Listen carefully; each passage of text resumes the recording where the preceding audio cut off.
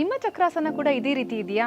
ಇದಕ್ಕೆ ಮುಖ್ಯವಾಗಿರೋ ಕಾರಣ ನಿಮ್ಮ ಭುಜಗಳು ಚೆನ್ನಾಗಿ ಓಪನ್ ಆಗದೇ ಇರುವಂಥದ್ದು. ಈ ವಿಡಿಯೋದಲ್ಲಿ ನೋಡುವಂಥ 2 ಸುಲಭವಾದ ವ್ಯಾಯಾಮಗಳನ್ನು ಅಭ್ಯಾಸ ಮಾಡೋದ್ರಿಂದ ನಿಮ್ಮ ಭುಜಗಳು ಚೆನ್ನಾಗಿ ಓಪನ್ ಆಗಿ ನೀವು ಚಕ್ರಾಸನವನ್ನು ಸರಿಯಾಗಿ ಅಭ್ಯಾಸ ಮಾಡಬಹುದು. 2 ಕೈಗಳನ್ನು ಗೋಡೆ ಮೇಲೆ ಇಟ್ಟು ನಿಮ್ಮ ಹಿಪ್ಪನ್ನು ಹಿಂದಕ್ಕೆ ಪುಷ್ ಮಾಡ್ತಾ ನಿಮ್ಮ ಎದೆ ಭಾಗವನ್ನು ಆದಷ್ಟು ಫ್ಲೋರ್ ಕಡೆಗೆ ಅಂದ್ರೆ ನೆಲದ ಕಡೆಗೆ ಪುಷ್ ಮಾಡೋಕ್ಕೆ ನೀವು ಪ್ರಯತ್ನ ಪಡಬೇಕು. ಸಾಧ್ಯವಾದ್ರೆ ನಿಮ್ಮ ಮಂಡಿಗಳನ್ನ ಬೆಂಡ್ ಮಾಡ್ಕೊಳ್ಳಿ. ಇವಾಗ ನಿಮ್ಮ ಭುಜಗಳು ಚೆನ್ನಾಗಿ ಓಪನ್ ಆಗುತ್ತೆ.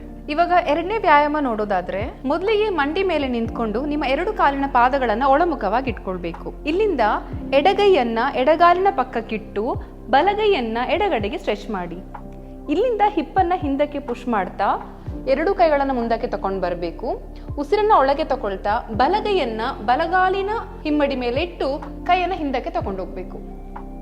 ಆದಷ್ಟು ಸ್ಪೈನ್ ಅನ್ನ ಮುಂದ್ಗಡೆಗೆ ಪುಷ್ ಮಾಡಿ ಇಲ್ಲಿಂದ ಮತ್ತೊಮ್ಮೆ ಉಸಿರನ್ನ ಹೊರಗೆ ಬಿಡ್ತಾ 2 ಕೈಗಳನ್ನ ಮುಂದಕ್ಕೆ ತಗೊಂಡು ಬನ್ನಿ. ಇವಾಗ ಎಡಗೈಯನ್ನ ಎಡಗಾಲಿನ ಹಿಮ್ಮಡಿ ಮೇಲೆ ಇಟ್ಟು ಉಸಿರನ್ನ ಒಳಗೆ ತಗೊಳ್ತಾ ಬಲಗೈಯನ್ನ ಹಿಂದಕ್ಕೆ ತಗೊಂಡು ಹೋಗಿ.